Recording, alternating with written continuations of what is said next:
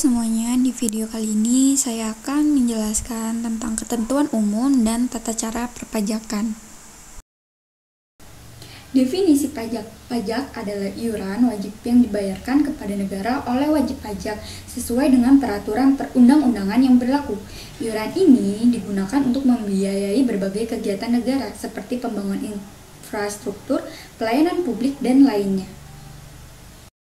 Jenis-jenis pajak. Secara umum, pajak dibagi menjadi dua jenis utama, yaitu yang pertama pajak langsung.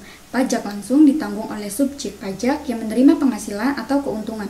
Contoh pajak penghasilan PPh, pajak bumi, dan pajak bangunan PPB. Kedua, pajak tidak langsung. Pajak yang bebannya dapat dialihkan kepada pihak lain. Contohnya pajak pertambahan nilai PPN, pajak bea masuk. Kedudukan hukum pajak.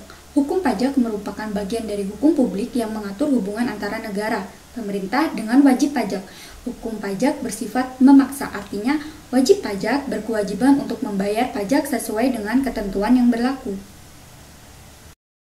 Tata cara pemungutan pajak. Tata cara pemungutan pajak di Indonesia diatur dalam berbagai undang-undang dan peraturan perpajakan.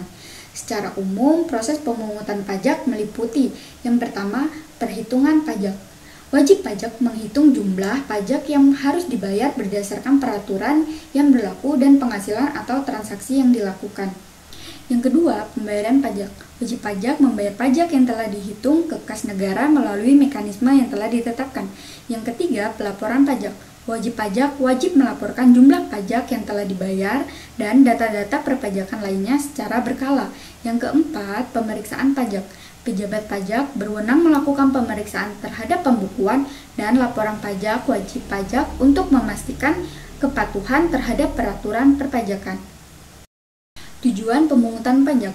Pemungutan pajak memiliki beberapa tujuan penting, antara lain yang pertama yaitu pendapatan negara. Pajak merupakan sumber pendapatan utama negara untuk membiayai berbagai kegiatan pembangunan.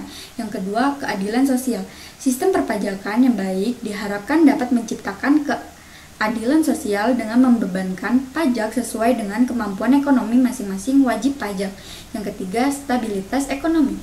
Pajak dapat digunakan sebagai instrumen untuk menjaga stabilitas ekonomi, misalnya melalui kebijakan fiskal.